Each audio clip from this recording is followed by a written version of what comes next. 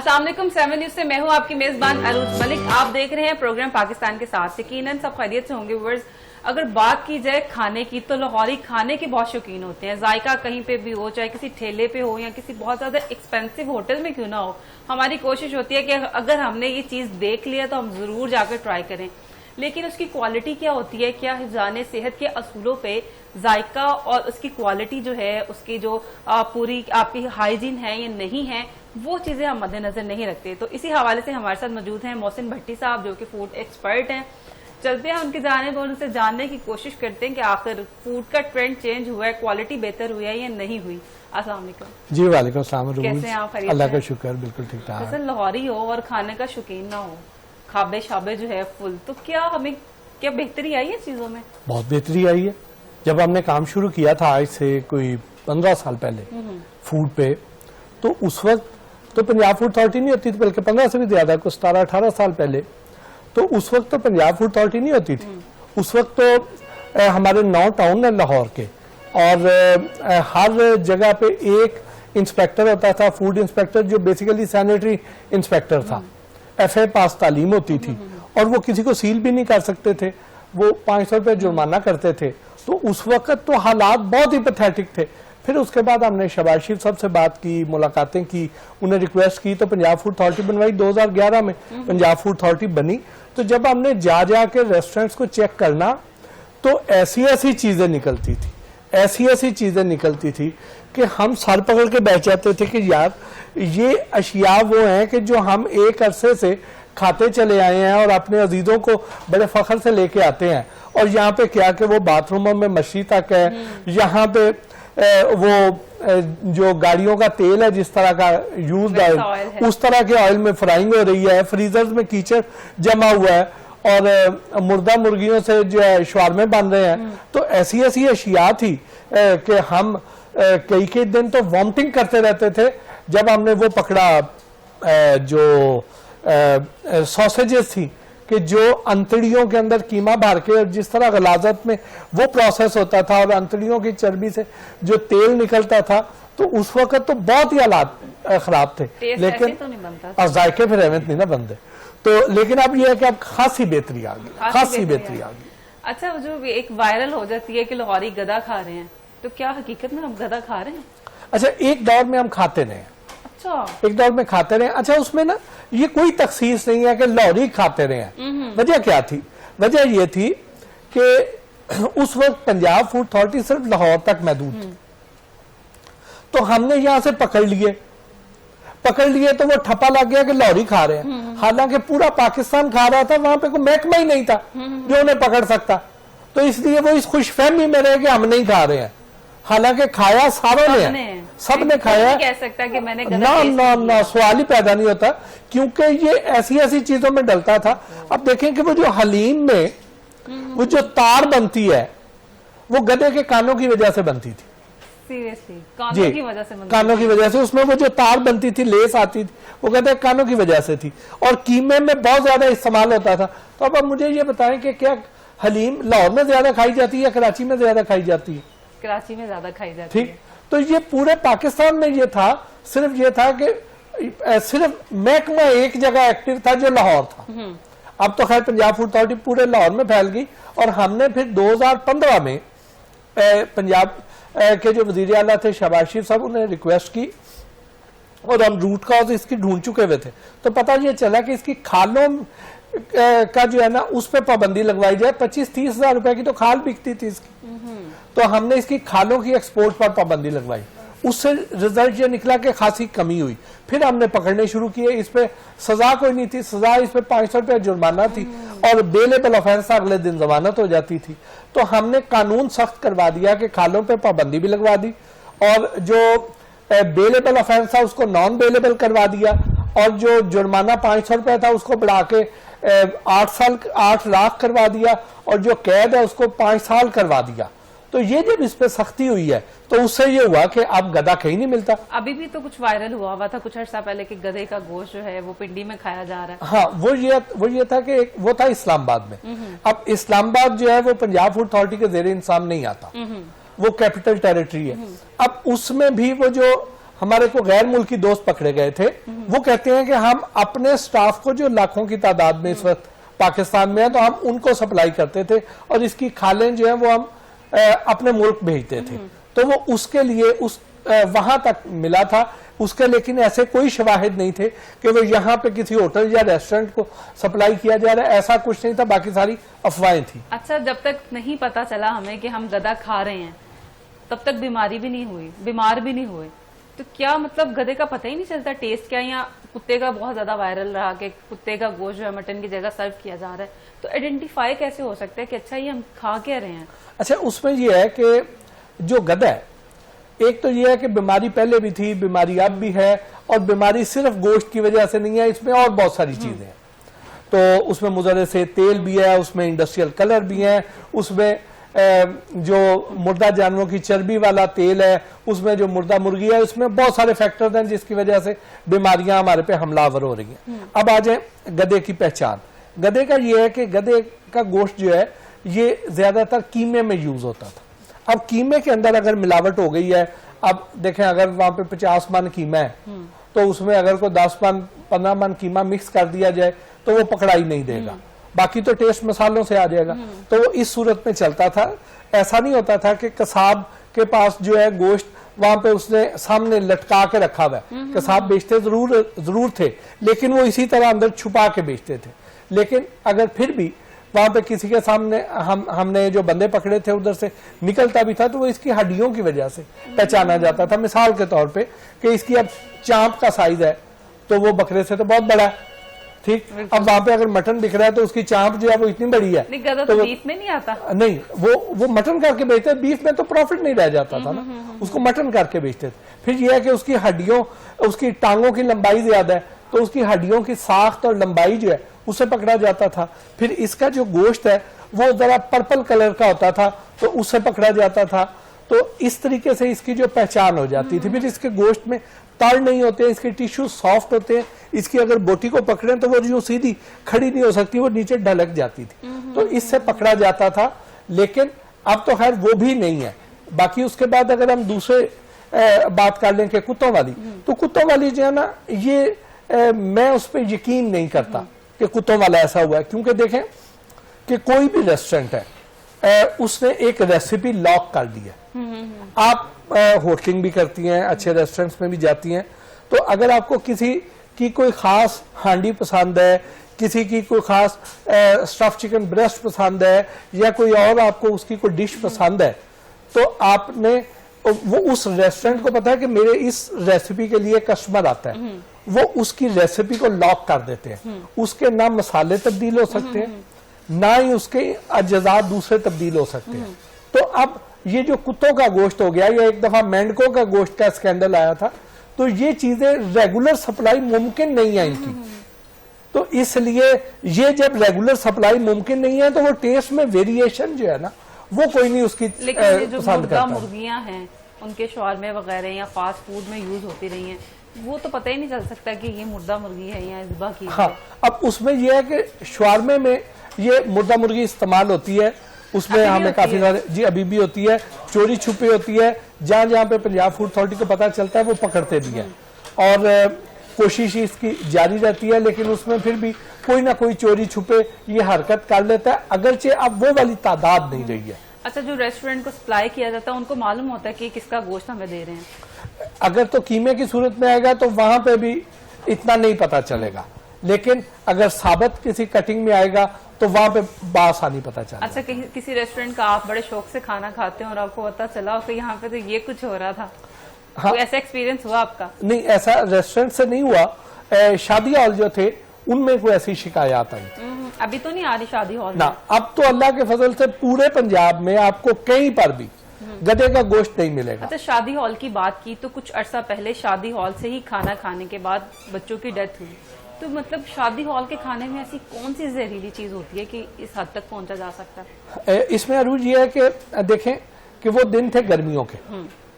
अब ये जो सैलड होता है, सैलड होता है हमारा रशियन सैलड, क्रीमी सैलड, अब इसमें म्यूनीज भी होती है, क्रीम भी होती है, और फिर इसमें गर्मियों के दिनों में जो सेब होता है ये कोल्ड स्टोर का आ रहा होता है। ये सेब वो होता है कि जो थोड़ी देर भी आप चंद घंटे के लिए भी उसको बाहर रखें तो वो तेजी से गलना शुरू हो जाएगा।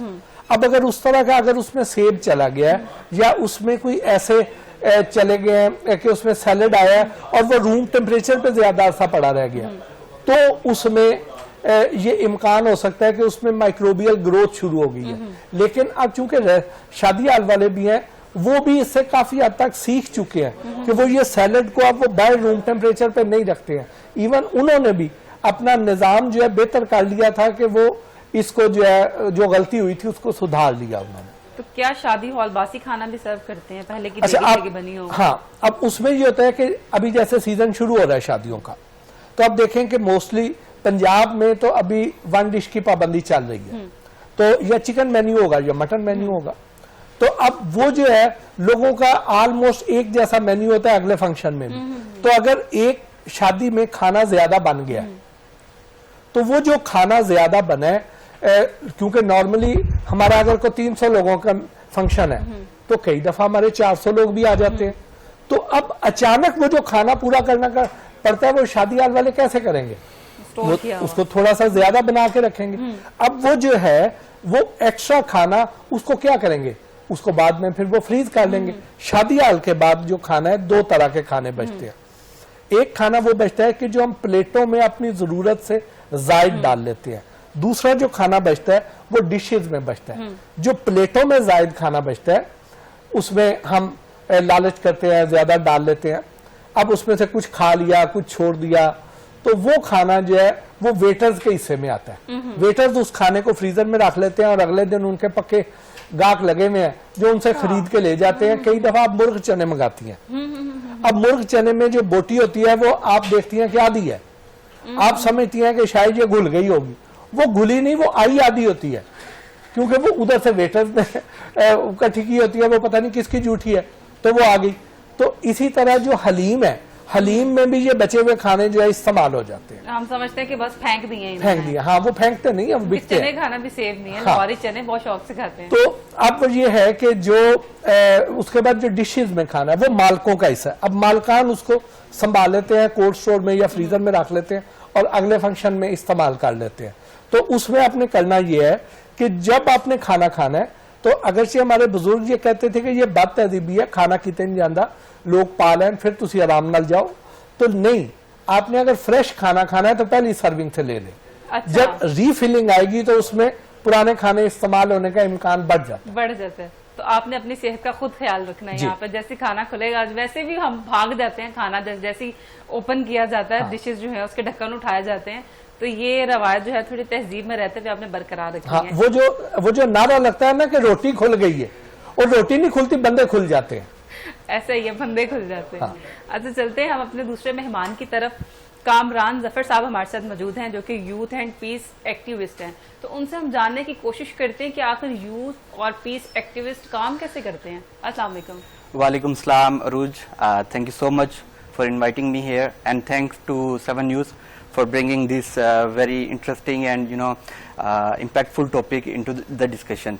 Thanks for coming. अच्छा, बताइएगा कि ये मतलब कुछ नया ही लग रहा है, कैसे काम करते हैं एक्टिविस्ट? नहीं, नया तो खैर इसको नहीं कहेंगे, मैं तो कहूँगा कि इंसानी तारीख के साथ ही एक्टिविज्म तो स्टार्ट हो ही चुकी थी।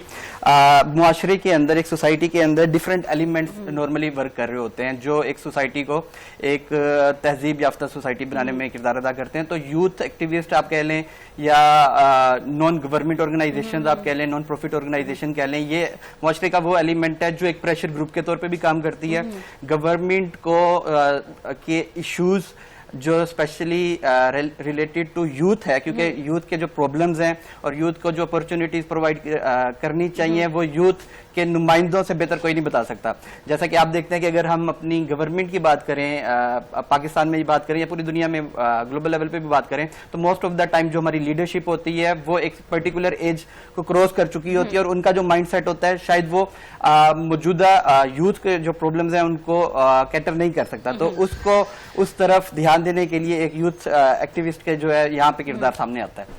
अच्छा, आपने कहा यूथ को जो प्रॉब्लम्स होती हैं, आजकल यूथ की सबसे बड़ी प्रॉब्लम क्या चल रही है? अपॉर्चुनिटीज की आप बात कर सकते हैं। स्पेशली अगर हम पाकिस्तानी मुआशरे की बात करें तो यूथ के पास एक डायरेक्शन ही नहीं है सिरे से, कि उन्होंने अपनी लाइफ को, अपने करियर को किस तरीके से लेके चलना है और वो अपने मुल्क की तरक्की में किस तरीके से पॉजिटिव किरदार अदा कर सकते हैं। इसमें मैं बड़ा इंपॉर्टेंट एक चीज मेंशन करना चाहूंगा कि पाकिस्तानी जो सोशल मीडिया की एक इंडस्ट्री चल रही है उसके अंदर आजकल एक बड़ा जो नेगेटिव एजेंडा है ना वो प्रोपेगेट करने की कोशिश की जा रही है, इंटेंशनली और मे बी अनइंटेंशनली, कि वो तालीम से दूरी की तरफ लोगों को लेके जाया जा रहा है। सोशल मीडिया तालीम से दूर लेके जा रहा है। कैसे लेके जाया जा रहा है, मैं नाम तो नहीं लूंगा, लेकिन बहुत से आपने देखे होंगे कि हमारे एक्टिविस्ट हैं, सोशल मीडिया एक्टिविस्ट, जो ये चीज प्रोपेगेट करते हैं कि देखो मैं ड्रॉप आउट था, मैट्रिक से मैंने ड्रॉप आउट लिया और आज मैं कोई एक पर्टिकुलर आईटी का काम करके या सॉफ्टवेयर बना के जो है मैंने ये तरक्की हासिल कर ली, और वो अपना एक शाना लाइफस्टाइल जो है शो कर रहे होते हैं, और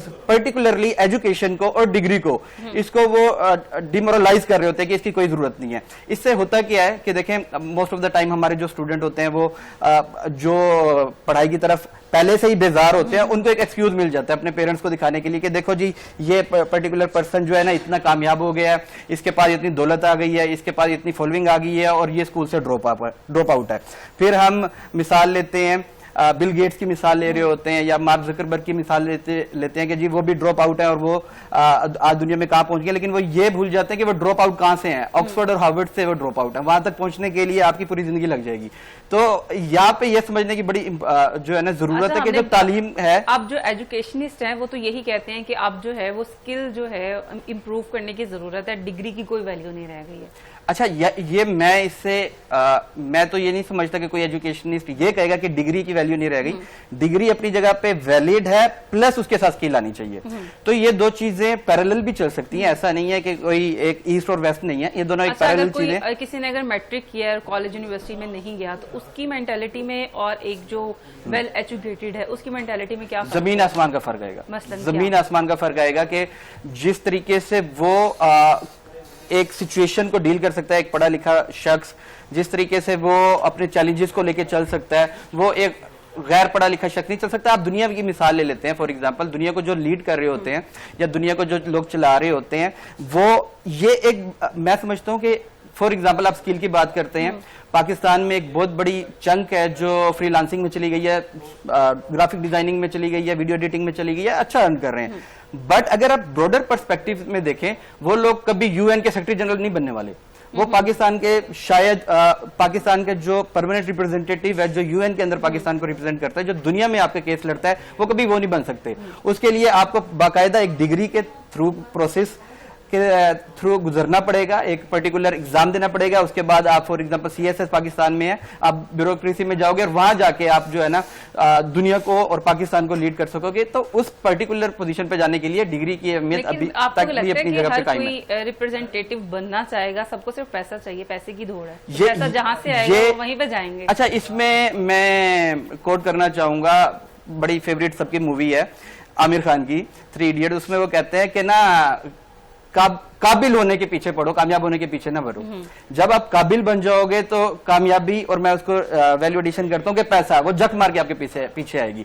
आपकी क्रेडिबिलिटी अगर है, आपकी एक कैपेसिटी है, आप दुनिया को किसी लेवल पे लीड कर सकते हो। दुनिया को लीड करने का मतलब ये नहीं है कि आपने सिर्फ यूएन के सेक्रेटरी जनरल बनना है या पाकिस्तान के प्राइम मिनिस्टर ही बनना है। आप किसी पर्टिकुलर जिस भी ऑर्गेनाइजेशन में हो, आप उसके सीईओ बनते हो, या इवन के सीईओ नहीं भी बनते, आप एक स्पेसिफिक टीम के टीम लीड बनते हो, तो वो लीडरशिप क्वालिटी जो है ना आपके अंदर इनबिल्ट होनी चाहिए। लेकिन बहुत से डिग्री वाले भी जॉबलेस घूम रहे हैं, कोई अपॉर्चुनिटी। देखिए, ये तो एक अलमिया पाकिस्तान में है, इसके ऊपर एक बड़ी डिबेट हो सकती है कि हमारी क्या प्लानिंग है। क्या फॉर एग्जांपल मैं एक केमिकल इंजीनियर भी हूँ, ठीक है, मैंने 8 साल जॉब भी की एक फर्टिलाइजर सेक्टर में एज एन ऑपरेशन इंजीनियर। सवाल यहाँ पे ये आता है कि पाकिस्तान में फॉर एग्जाम्पल अब सिर्फ इंजीनियरिंग की बात की जाए तो क्या जितनी हमने सीटें ये यूनिवर्सिटीज हमने बना ली हैं जो इंजीनियरिंग की डिग्री दे रही हैं, क्या उतनी जॉब अपॉर्चुनिटीज पाकिस्तान में एग्जिस्ट करती भी हैं कि नहीं, और अगर करती हैं तो क्या वो एक इंजीनियर को मिल भी रही हैं कि नहीं। मैं कानून की बात कर लेते हैं, इसके अंदर एक बड़ा जबरदस्त एक पॉइंट इधर से निकलेगा कि पाकिस्तान इंजीनियरिंग कौंसिल एक इदारा है, उसके मुताबिक एक फैक्ट्री है, लेट से उन्होंने ये लॉ बनाया है कि इस फैक्ट्री में एटलीस्ट 10 इंजीनियर होने चाहिए ना, डिग्री याफ्ता इंजीनियर होने चाहिए। हो क्या रहा है कि एक मेल प्रैक्टिस है, बीच में मल्टीपल फैक्टर दोनों इन्वॉल्व हैं, वो 10 इंजीनियर्स की बजाय 10 डिप्लोमा होल्डर अपॉइंट कर लेते हैं अपने पैसे बचाने के लिए। उससे क्या हुआ कि 10 इंजीनियर या 10 डिग्री का जो है ना हक तलफ हो गया। ठीक है, तो अगर हमें कानून मौजूद है, इम्प्लीमेंटेशन उस पर हो जाए, तो ऐसा नहीं हो सकता कि कोई आप डिग्री याफ्ता लोग प्रोड्यूस करो लेकिन उनको उनकी प्लेसमेंट ना मिले। बस इसके लिए उसकी जो है ना प्रॉपर मॉडिफिकेशन और प्रॉपर उसकी प्लानिंग होना जरूरी है, और जो कानून बने हुए हैं उसकी इम्प्लीमेंटेशन होना बड़ी जरूरी है। अच्छा, हमारे माशरे में क्या चीज रुकावट का बाइस बन रही है कि नौजवानों में अमन और बर्दाश्त रहा ही नहीं है, कर ही नहीं पाते हैं? अच्छा, इसके ऊपर तो सबसे पहले फिर अगेन अवेयरनेस की कमी है, हमारी जो है ट्रेनिंग उस तरीके से नहीं होती। फिर मैं इसमें स्कूल का, यूनिवर्सिटी का और कॉलेज के किरदार को फिर मैं इधर बड़ी अहमियत दूंगा, इंपॉर्टेंस दूंगा। मैं अगर अपनी भी बात करता हूँ, मैं पर्सनली अपनी बात करता हूँ, जैसे हम डिग्री की भी बात कर रहे थे कि मैं इस वक्त जिस बिजनेस में और जिन एक्टिविटीज में इन्वॉल्व हूँ उसमें केमिकल इंजीनियरिंग का दूर दूर तक लेना देना नहीं है, लेकिन अल्हम्दुलिल्लाह हमने उस जो हमारे प्लेटफॉर्म है, जो हमारी एक्टिविटीज है, उनको वर्ल्ड वाइड फैलाया। 100 से ज्यादा मुल्कों के अंदर मेरा अपना नेटवर्क एग्जिस्ट करता है। तो उस लेवल पे पहुंचने के लिए मुझे मेरी एजुकेशन ने बेहद सपोर्ट किया है। मेरी ट्रेनिंग वहां से हुई, मेरी यूनिवर्सिटी ने ही मेरी ट्रेनिंग की। जो मैं डिग्री हासिल करते हुए जो मैंने टाइम अपना ट्रेनिंग में गुजारा या उसमें एज अ स्टूडेंट गुजारा, उसी ने मुझे इस काबिल बनाया कि मैंने पूरी दुनिया में उसका एक नेटवर्क बनाया। और जहां तक बात आपने बर्दाश्त की है, तो ओवरऑल देखें, एक सोसाइटी के जो पैराडाइम्स होते हैं वही आपकी मेंटल हेल्थ को जो है ना डिजाइन भी कर रहे होते हैं, ड्राइव भी कर रहे होते हैं। इसके ऊपर मेंटल हेल्थ के ऊपर काम करने की बड़ी जरूरत है। हमने स्ट्रेस को एक बीमारी भी नहीं समझा। पूरी दुनिया में स्ट्रेस जो है वो एक बीमारी है। वो आप बीमार हो, जो स्ट्रेस तो लेता है, routine में डिप्रेशन, शामिल है, जो stress। डिप्रेशन लेता है, फॉर एग्जाम्पल डिप्रेशन में इसमें एग्जैक्ट वर्ड आएगा, जो डिप्रेशन है ना, पाकिस्तान में तो चलो हम बेसिक से ही अपने नहीं निकलते, तो हमें डिप्रेशन कोई बीमारी हम इसको जानते नहीं है। पूरी दुनिया में ये एक बहुत बड़ा प्रॉब्लम है। मैं एक छोटी सी मिसाल अगर मुझे आप इजाजत दें तो मैं दूंगा। अभी 10-15 दिन पहले हम लंदन में एक कॉन्फ्रेंस में बैठे हुए थे, तो वहां पे पीस के ऊपर बात हो रही थी। तो हमारे साथ एक ब्रिटिशर खातून बैठी हुई थी, she was English of course.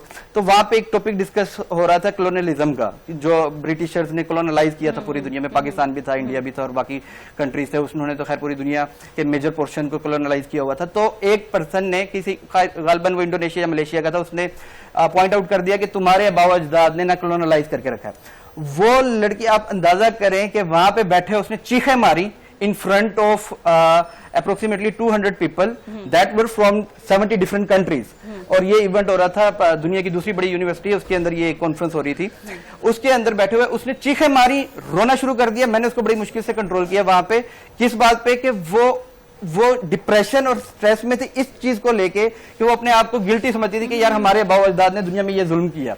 तो वो एक बीमारी के तौर पे मैं उसको कंसीडर करता हूं। फिर उधर हम मजीद और भी लोगों से मिले जिनको डिफरेंट अजीब अजीब सी उनको ऐसी बीमारियां हो गई थी। फॉर एग्जांपल हम एक और खातून के साथ बैठे हुए थे, वो भी ब्रिटिशर थी। तो उसकी बीमारी क्या थी, बड़ी इंटरेस्टिंग आपको लगेगी। उसकी बीमारी ये थी कि अगर आपके साथ बात कर रही है, बात करते करते अचानक उसको ये लगेगा कि ये जो शख्स मेरे साथ बात कर रहा है ये मेरा दुश्मन है और he is going to hurt मी।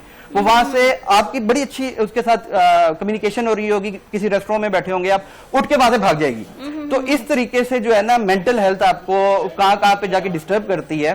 तो पाकिस्तान में तो फिर भी हमारी बर्दाश्त बहुत ज्यादा है, हमारे प्रॉब्लम्स इतने ज्यादा है कि हम उसको यूज टू हो गए, लेकिन दुनिया में ये बहुत बड़ी एक बीमारी है और पाकिस्तान में भी बड़ी जरूरत है हमें कि इसके ऊपर अभी से हम अवेयरनेस सेशंस और लोगों की जो है ना इसके ऊपर ट्रेनिंग करें। नहीं तो ये हमें भी देखना पड़ेगा। आपके पास चलते हैं और उनसे ये जानने की कोशिश करते हैं कि सर दूध हमें कौन से वाला इस्तेमाल करना है, क्योंकि जो खुला दूध है वो तो दूध है ही नहीं, वो तो केमिकल है। तो फिर क्या करें, बच्चों को क्या दें और दूध का किस तरह से हमें पता चल सकता है कि ये दूध ही है? अच्छा, ये बड़ा आसान है। देखिए कि आपके घर में दूध आता है, खुला आता है या पैक आता है? बोथ। आपने ये करना है कि अगर वो खुला दूध जो है या दूसरा दूध जो है उसको आपने एक बर्तन में रखा है और 3-4 घंटे वो रूम टेम्परेचर पे आपने रखना है उसे। को आधा किलो ले लें, 1 किलो ले लें, जस्ट चेकिंग के लिए। 3-4 घंटे उसको रूम टेम्परेचर पे रख दें। उसके बाद उसे हल्का सा उबालें। या तो वो उबालने से पहले फट जाएगा या उबालते हुए फट जाएगा। अगर तो वो फट जाता है दोनों केसेस में, तो इसका मतलब यह है कि वो कम से कम दूध था।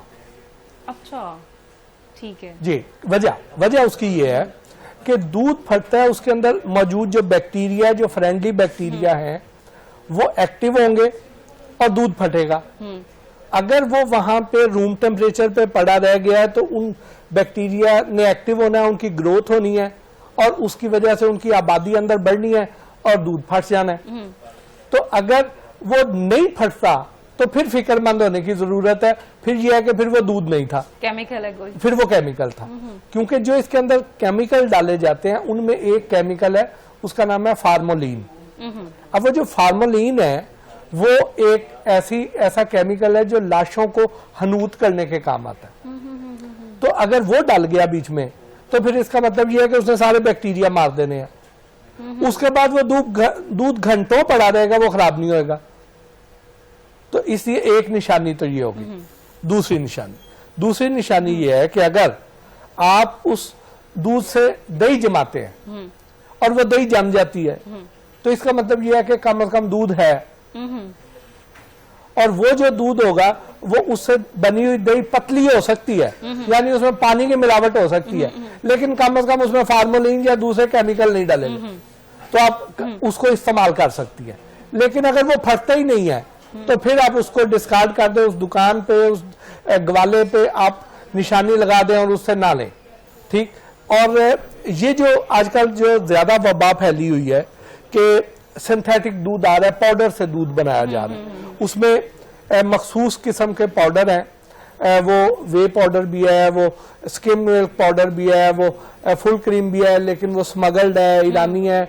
उसके अंदर वो फिर बनास्पति घी डालते हैं, अंदर फिर कुछ केमिकल डालते हैं और उसे खास रेसिपी से वो बनाते हैं। मैं वो रेसिपी इसलिए भी नहीं बताना चाहता ताकि लोग बनाना ना शुरू कर दें, लेकिन वो उससे दूध बनता है। अब वो वाला दूध जो है उसमें क्या करते हैं, उसमें ये कुछ दूध खालिस मिक्स कर देते हैं, यानी सारा जाली नहीं होता, उसमें को 30-40% असल दूध भी होता है।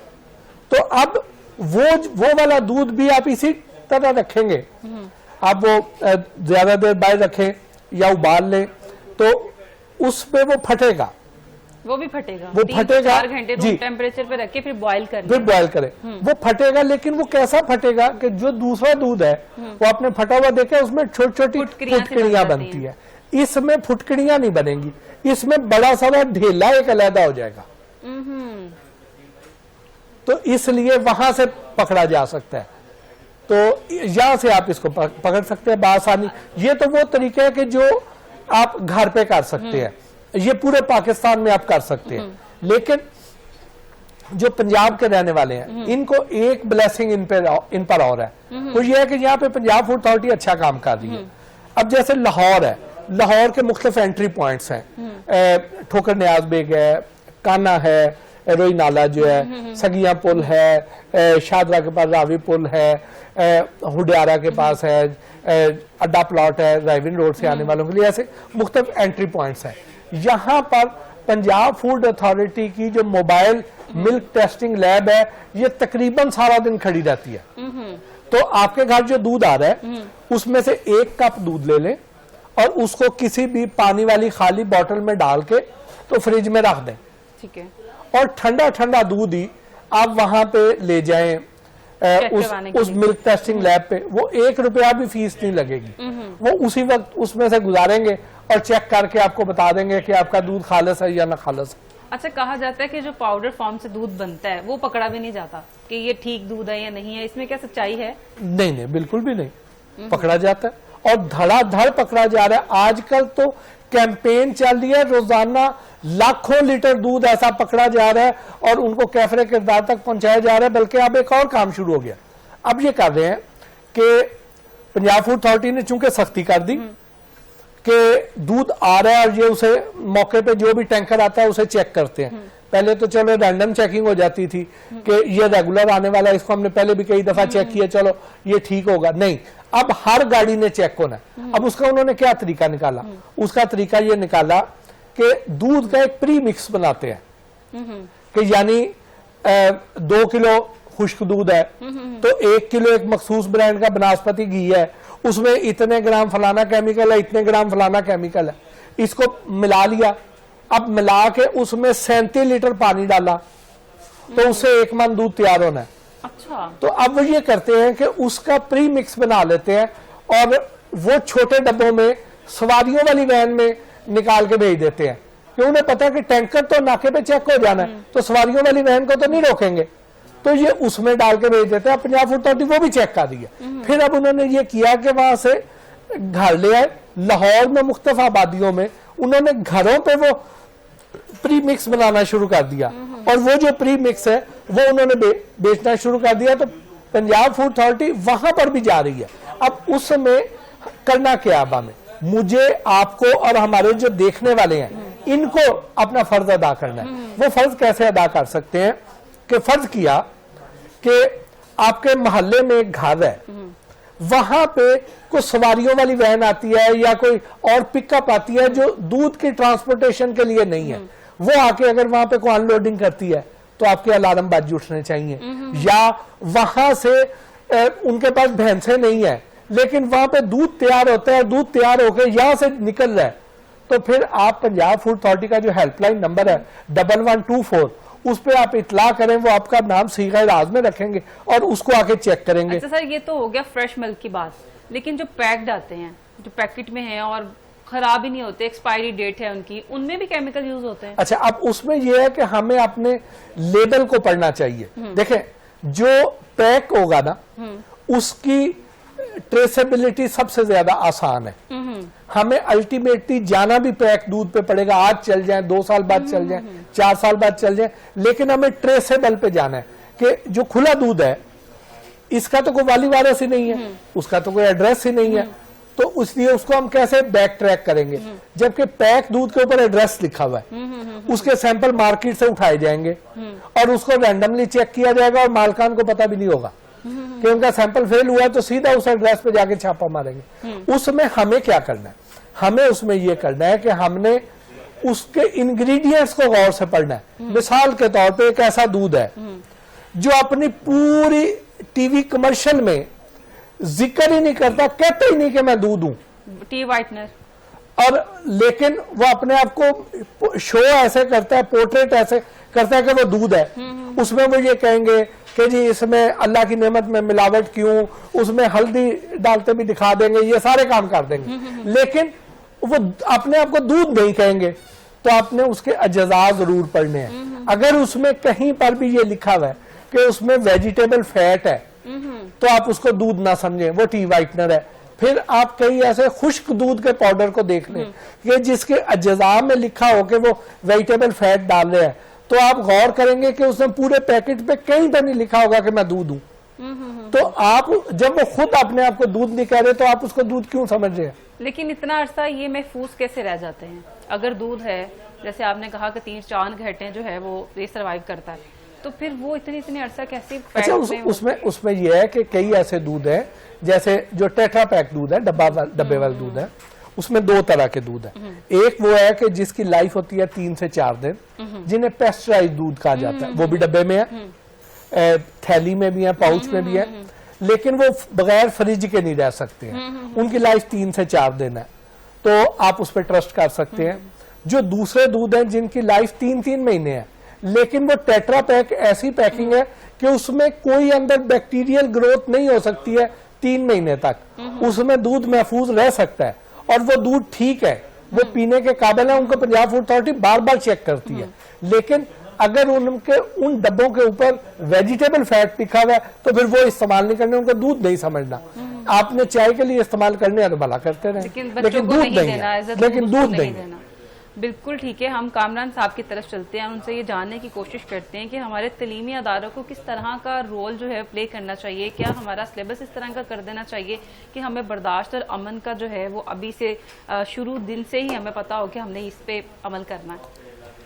बिल्कुल जी, अगेन मैं वही बात करूंगा कि ये बड़ा इम्पोर्टेंट टॉपिक होता है, ये बड़ा इम्पोर्टेंट सब्जेक्ट होता है जिसको हम अक्सर नज़रअंदाज कर रहे होते हैं। और सबसे हकीकी जो ज़ाहिर तरबियत का भी मरकज़ है, एक तो घर भी है आपका, जैसे कहते हैं कि माँ की जो गोद जो है ना पहली दरसगाह, उसके बाद ज़ाहिर आपकी जो स्कूलिंग है, आपके स्कूल्स हैं, तालीमी इदारे हैं, यूनिवर्सिटीज़ हैं, कॉलेज हैं, वो ही सबसे ज़्यादा इम्पोर्टेंट किरदार प्ले करती हैं आपकी एज अ करेक्टर बिल्डिंग के तौर पे, तो वहां पे जरूर इस चीज की जो है ना जरूरत है कि हम अपना जो करिकुलम है उसको रीडिजाइन करें, ना सिर्फ बर्दाश्त और अमन के पॉइंट ऑफ व्यू से बल्कि आपकी स्किल डेवलपमेंट के हिसाब से भी। तो अब मैं ऑलरेडी बहुत से इदारों को ऐसे जानता हूँ। अच्छा, ये तो बात नौजवान की हो रही है, आजकल के तो बच्चों में भी बर्दाश्त नहीं है, तो फिर क्या किया जाए? बर्दाश्त उसकी एक बहुत इंपॉर्टेंट बड़ी वजह यह है कि हमने बच्चों के हाथ में पहले दिन से हो क्या रहा है, जो हमारी आज की माएँ हैं ना, जन जी की जो हमारी माएँ हैं, वो अपने कंफर्ट जोन को देखते हुए पहले दिन उनके हाथ में मोबाइल पकड़ा देती हैं। जो स्क्रीन है ना, ये बिल्कुल जो बच्चे हैं उनके लिए ये जहर कातिल है। जब ये एक नशा है। आपने देखा होगा कि जो बच्चा मोबाइल स्क्रीन के साथ लगे, 99% बच्चे आज के दौर में जो है ना वो मोबाइल स्क्रीन, आप कहीं बैठे हैं, आप किसी रेस्टोरेंट में गए हैं, उनको किसी एक्टिविटीज में आप इन्वॉल्व करना चाहते हैं, तो वो अगर मोबाइल के साथ अटैच है तो वो आपकी दूसरी कोई भी बात नहीं सुनेगा। मेरे अपने बच्चे हैं और ये मैंने प्रैक्टिस करके देखी है कि मेरे अल्हम्दुलिल्लाह बच्चों को मैंने 2 चीजों से दूर रखा है, एक कोल्ड ड्रिंक और एक मोबाइल स्क्रीन। बड़े टीवी पे उनको पॉइंट्स लगा के जरूर दे दी जाती हैं, क्योंकि उनका कंट्रोल हमारे हाथ में होता है और हम ही उसको रेगुलेट कर पाते हैं कि उन्होंने कितना वॉच टाइम करना है और कितना नहीं।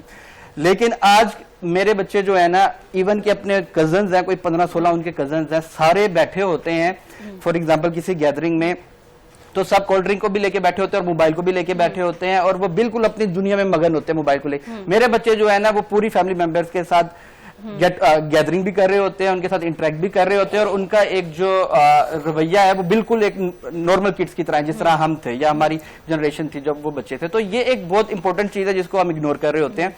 इसके लिए जरूरत इस बात की है जो पेरेंट्स हैं वो खुद से कंपेनियन बने अपने बच्चों के, खुद उनके साथ टाइम मैनेज करें, उनके साथ डिफरेंट एक्टिविटीज करें, उनके साथ गेम्स खेलें, फिजिकल गेम्स खेलें, उनको बाहर लेके जाएं, उनको रेस्टोरेंट्स में लेके जाएं, पार्क्स में लेके जाएं और उनके साथ अपना टाइम एक्टिविटीज में स्पेंड करें, ना कि अपने कंफर्ट जोन को थोड़ा दूर रखा जाए। बिल्कुल मोबाइल से दूर। अच्छा मोहसिन साहब बताइएगा कि जो एनिमल फैट है, लोग जो कढ़ाई बनाते हैं तो उसमें उतना घी भी ऐड कर देते हैं और उतनी चर्बी भी डाल देते हैं और कहते हैं ये हेल्दी है, तो क्या एनिमल फैट हेल्दी है, खाना चाहिए?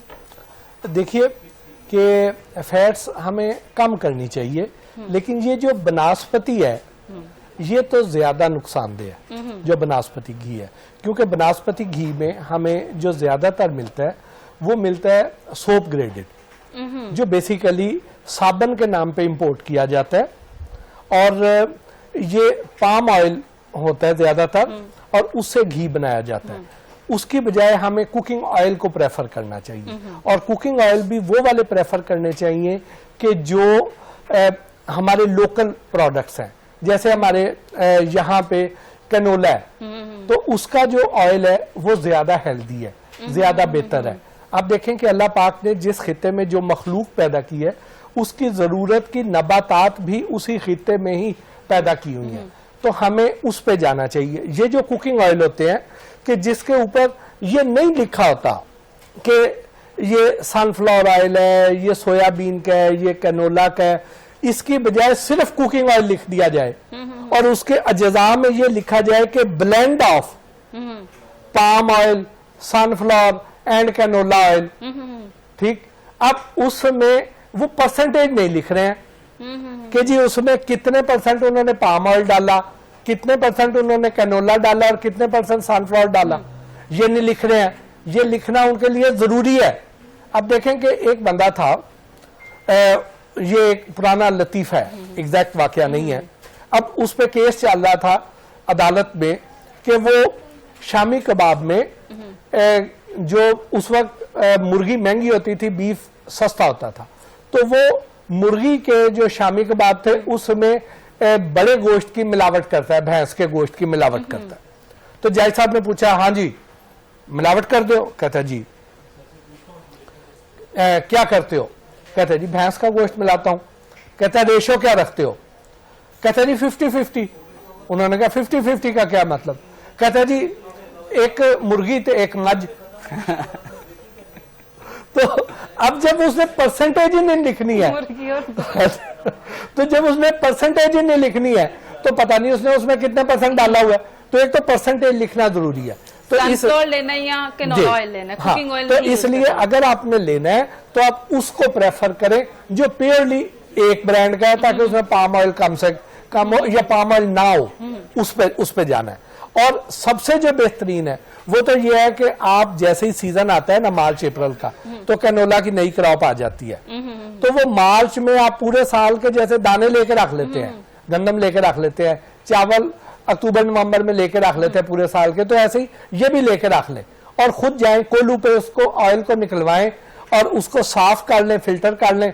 जैसे मोटा खेस है उसमें से गुजार के तो आप उसको फिल्टर कर लें और उसको इस्तेमाल कर लें, वो सबसे अच्छा है। और अगर हम इसकी ग्रेडिंग करें तो सबसे अच्छा जो है ना वो हमारा देसी ऑयल है, देसी घी है। देसी घी है, ओके। देसी घी टॉप पे है, उसके बाद हमारा ये कैनोला ऑयल आता है, उसके बाद फिर दूसरे हैं, और मक्खन ये बहुत अच्छा है। देसी घी भी तो अब सिर्फ उसमें देसी घी की खुशबू डाली होती है, अंदर से निकलता वो भी बिल्कुल वही ठीक घी कह रही हैं आप, उसकी बहुत कैसे ज्यादा पहचान हो मिलावट सकती आती है, बहुत उसमें मिलावट आती है, लेकिन उसका टेस्ट बहुत महंगा है, वो घर पे नहीं किया जा सकता, वो आपको किसी ट्रस्टेड सोर्स से करना है, या आपके घर पे जो दूध आता है उसकी मलाई इकट्ठी करें, उसमें खुद बनाएं, तो वो सबसे अच्छा है। अच्छा, फिर कुछ लोग ये करते हैं कि जैतून का तेल लेके आते हैं, और जैतून का तेल जो है वो भी इस्तेमाल करते हैं कि ये बहुत हेल्दी है, वो बड़ा महंगा भी होता है, लेकिन जो जैतून का तेल है वो कुकिंग के लिए या फ्राइंग के लिए नहीं है, वो आपने कच्चा खाना है, ड्रेसिंग करके जी वो ड्रेसिंग करके टॉपिंग करके आप उसको खाएं तो वो अच्छा है। आजकल उसकी फ्रेश क्रॉप आ रही है, अक्टूबर में उसकी फ्रेश क्रॉप आती है। हमारा यहाँ पे कलर का साइड पे बहुत लगा हुआ है, चकवाल में चल जाए वहां से आप अपनी मर्जी का लेके आ जाएं तो वो सबसे अच्छा है। एक्सपेंसिव नहीं तो होगा हाँ, बहुत लेकिन वो कुकिंग के लिए नहीं है, कुकिंग के लिए नहीं है और टॉपिंग के लिए है। एक्सपेंसिव होगा लेकिन उसने आपको जो फवायद दे देने हैं वो बीमारियों से बच हाँ जाएंगे। बीमारियों से आप बच जाएंगे जी। अच्छा, चिकन खाना चाहिए या नहीं खाना चाहिए? अच्छा, अब उसमें मजबूरी हमारी ये है कि इस वक्त सबसे जो सस्ता प्रोटीन है वो चिकन के अलावा और कोई है ही नहीं चिकन अवेलेबल। में प्रोटीन रह गया जिस जी तरह से वो बिल्कुल, बन जी रहा है। जी जी चिकन में प्रोटीन है, और जो एनिमल प्रोटीन है, हालांकि दालों में भी प्रोटीन होता है, लेकिन जो एनिमल प्रोटीन है वो दालों वाले प्रोटीन से फार बेटर है। लेकिन अब होता यह है कि हमारी जो और ये बाज केसेस में बाज दालों से चिकन सस्ता है, लेकिन इसमें हमें जो एहतियात करनी है वो ये करनी है कि कुछ पोल्ट्री फार्मर ऐसे करते हैं कि वो इनको हैवी डोज ऑफ एंटीबायोटिक दे देते हैं। अच्छा, अब होता यह है कि मुर्गी जब आ रही है, जैसे पिछले दिनों शदीद गर्मी थी, आगे अब ठंड आ जानी है, तो आपने देखा होगा कि कई मुर्गियां ऐसी होती हैं कि जिनके जिस्म से पर झड़े होते हैं, गंजी होती हैं या नीम गंजी होती हैं, ऐसी मुर्गियां होती हैं। अब उनके जो बाल हैं, उनके जो पर हैं, वो किसी बीमारी की वजह से झड़ गए। इसका मतलब ये है कि उनकी इम्यूनिटी भी लो है। वो जब रात को ट्रेवल करते हैं, 100-125 की स्पीड पे गाड़ी चल रही है, शदीद ठंड है या शदीद गर्मी है या दोपहर को चल रही है, तो वो उसमें से ऐसी मुर्गियां जिनकी इम्यूनिटी कम है वो मर जाती हैं। अब वो मरी हुई मुर्गियां अलग बिकती हैं। अच्छा, अब तो उनको ये क्या करते हैं कि उनको जब फार्म से निकालते हैं तो निकालने से पहले पानी में हैवी डोज ऑफ एंटीबायोटिक मिला के इनको पिला दी जाती है। अब उनकी जो एंटीबायोटिक है ये वही है जो हमारे वाली एंटीबायोटिक है। अब ये है कि एंटीबायोटिक जब आपने खानी है तो उसका एक कोर्स पूरा करना है। ये नहीं है कि आपने उसको एक दिन खाया, 2 दिन खाया और आपने बाकी दिन नहीं खाया, तो आपको फिर वो दवाई असर नहीं करेगी ग्रेजुअली। तो जो मुर्गी है इसको अगर एंटीबायोटिक पिला दी जाए तो ये फिर इसकी वजह से हमें आम एंटीबायोटिक असर नहीं करती, हमें हैवी डोज लेनी पड़ती है। फिर इसकी जो कलेजी है वो तो बिल्कुल ना खाएं। जो ब्रॉयलर की कलेजी है वो अच्छी चीज नहीं है, उसमें ये सारे टॉक्सिन्स और ये चीजें उसमें डिपॉजिट होती है, वो ना खाएं। मीट खा सकते हैं। मीट आप खा सकते हैं। अगर आप बहुत अच्छा करना चाहते हैं तो देसी मुर्गी पे चल जाएं, लेकिन अगर वो नहीं कर सकते हैं तो ये वाली मुर्गी लाके इसको 4-5 दिन अपने पास एक डब्बे में बंद कर ले और उसका विड्रॉल पीरियड पूरा हो जाए और उसके बाद उसे कंज्यूम कर ले, तो ये सेफ है आपके लिए जी। मुर्गी मजीद सस्ती होगी? ये एक अलग सवाल है, ये डिमांड एंड सप्लाई का चक्कर है। इस पे मैं कोई अच्छा, पेशीनगोई एनिमल नहीं कर फैट जो सकता। है, जो दुम्बे की चक्की जो है लोग घर में फ्रीज कर लेते हैं या बाहर करते हैं और वो बार बार इस्तेमाल करते हैं, तो वो खाना सेफ है? बस जल्दी से मैं चाहूंगी आप हाँ, जवाब देना। उसमें ये है कि प्रेफर करें ना ही खाएं। कई जगहों पे हम ये खाते हैं ना, जो शनिवारी खाने हैं उसमें बहुत ज्यादा डाली जाती है, तो कोशिश करें कि जितना बच जाए उससे। जी बहुत शुक्रिया मोहसिन साहब आपका और कामरान साहब आपका। हमने बात की यूथ एंड पीस के हवाले से कि हमें अमन की कितनी ज़रूरत है, हमें बर्दाश्त जो है नौजवान नस्ल में बिल्कुल ख़त्म होता जा रहा है। और मोहसिन साहब से हमने बात की फूड के हवाले से कि फूड की क्वालिटी जो है पूरे पाकिस्तान में बेहतर होती जा रही है, लेकिन फिर भी आपने अपना चेक एंड बैलेंस पूरा रखना है, आपने चीज़ों को मद्देनजर रखना है, जो आप खा रहे हैं क्या वो हाइजीन है या नहीं है। इसके साथ ही हमें दीजिए इजाज़त, मिलते हैं अगले प्रोग्राम में। अल्लाह हाफिज़। अल्लाह हाफिज़।